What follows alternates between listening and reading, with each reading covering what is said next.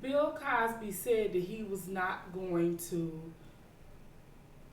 admit to crimes he didn't commit. He said that if he had to register for a sex offender, he would die in prison. That's what he said.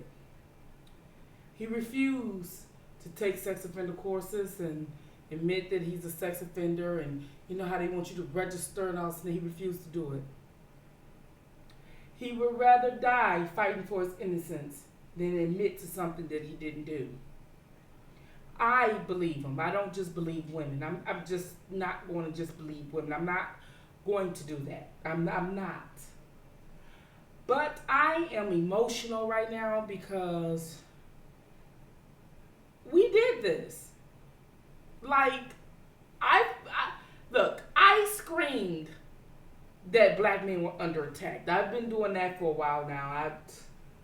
I've talked to other bloggers, and you bloggers, you big bloggers, especially the black ones, you're for clicks and views, and you part of the, get along, the go along, get along gang that Kwame Brown is talking about. And the one thing I can respect about Kwame Brown is the fact that he speaks his own truth in his own mind and don't follow anyone. You people, you big bloggers with the 100,000 or more with your little plaques, you go along with whatever someone says. No one has the heart to challenge mainstream media. You go along because you don't want all your followers to leave, and you don't want to make people mad, and it's sad. It's really sad. It's fucked up and it's sad. It really is. And you put it out here in society that women don't have to be accountable for their actions. A heterosexual man can't hit on a woman no more, because if he do, it could be a sexual misconduct or harassment. You guys are so catering to alternative life that traditional way of doing things now is considered wrong. You guys did this shit. You fucked up this whole way of what God had, one woman, one man. And it's no shade to alternative living, but you just fucked it up. Like, there's just no traditional interactions anymore. Heterosexual interaction is a curse. And the thing of it is that, it takes a lot of guts to go from all the money he has to in prison and say, I still will not admit to this, and I will have to stay here and die here before I do that. That speaks volume. That speaks volume. That speaks a lot of volume. And you guys doing this. You guys doing this. Even with R. Kelly, he begged and cried and pleaded with Gayle King, and you thought to you it looked like guilt. Not a man pleading, not a man really is innocent. It looked like guilt because these rumors were going on for so long, it's just guilty. You guys are so pathetic. Like, you're pathetic. You're so pathetic to the point where you have to laugh to keep from crying. You do. You have to laugh to keep from crying. I don't know what else to say, but you guys did it. An Asian told you to believe women. An African American person told you they helping little girls in the neighborhood. Neither one was doing anything for anyone. The Asian woman got who she wanted in office, and they both left you out to dry, and y'all still let this shit go on. You sick individuals. You sick. You sick. You sick. You're sick. You are sick and disgusting. These social medias and all this propaganda is disgusting. It really is disgusting. I just can't imagine a man who did all these good things in life, and he might not have been the perfect husband, considering the fact that he's rich and wealthy and Hollywood.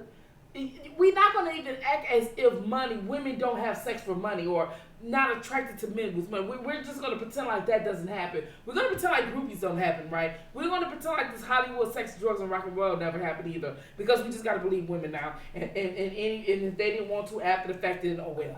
We're just going to believe that, right? Right? That's what we're going to believe now. This is what we're going to believe now. Our men just going to die in prison, and everybody going to be claimed rapists and just for the bag, and you guys going to sit up there and allow that to happen. You just allow that to happen. Like, it's just disgusting. disgusting to me. You know, as I read this article today, I just said to myself, I just don't even want to be on here. Like, why did God put this on me to speak out on this type of stuff? Like, I was advocating for workers' rights in the union in Detroit. That was where I was. I don't understand why I was one of the chosen ones to talk on this men's rights stuff. Like, I don't understand, because when you're chosen to do something, it doesn't mean you want to do it when God appoints you to do a job, you know. And if you are a believer, you know exactly what I'm talking about. Like, I fought this. I did not want to be a part of this R. Kelly situation, Bill Cosby. I did not want to be a part of it. I did not, because I felt that it was just too much. I knew what I was dealing with the unions here in Detroit was too much. I did not want to be a part of this crap. I just didn't want it. I didn't want it. And God was like, no, you're going to do it. You know, and when God tells you to do something, you have to do it. And even if you don't want to do it, you have to do it, because He knows what's best. And this journey is so hard. It's really hard to fight for Bill Cosby and R. Kelly and all these men, because people are so emotional. And so many women that are real victims just can't decipher what's real and what's not, and they want somebody to pay for what happened to them. It's these people are messed up, Lord. They are messed up, and it's nothing that I can do. Like, I'm not a psychiatrist. Like, why am I the one who's chosen to be the spokes and speak up and all that? I mean, granted, I have a big mouth.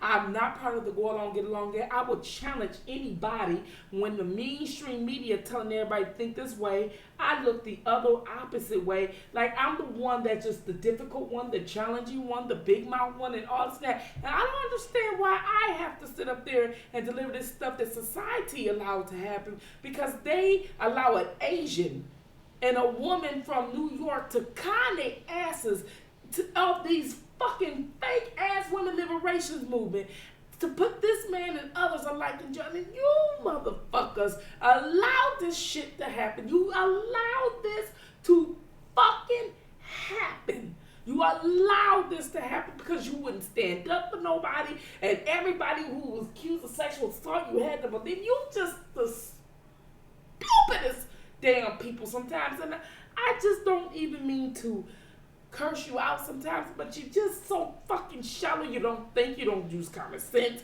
Somebody can come on and just say they raped, if they sound articulate, if they cry, if they do all this shit, your motherfucking ass, you just believe them. You know what I mean? You just believe them. And all these great men that did good things, like this man right here, you just mad. You mad because he told Black America the truth about themselves. You asses can't even sit up there and accept constructive criticism when you need it. He helped all these black colleges and donations and everything else, and they didn't even give him the motherfucking money back, and they took down his statue. So what do we do? Because now, the way that the fuck you guys want, every time our black men get money, they're gonna be accused of rape, and none of our little black boys gonna have no one to look up to, because they gonna have to worry about being labeled a rapist.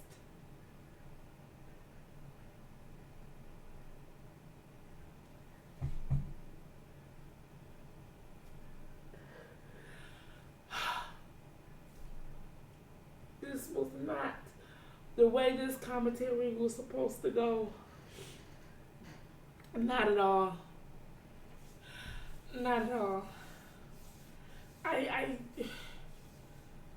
Oh my God. I didn't want to do it this morning, and I thought that if I waited to do it at night after the story's been out for a few hours, I done got it all out of my system. I ain't got it out of my system, y'all. I haven't got it out of my system. I'm just going to go ahead on and just, you know, we in some real trouble. Just pray for our men. Pray for men in general. Fire out.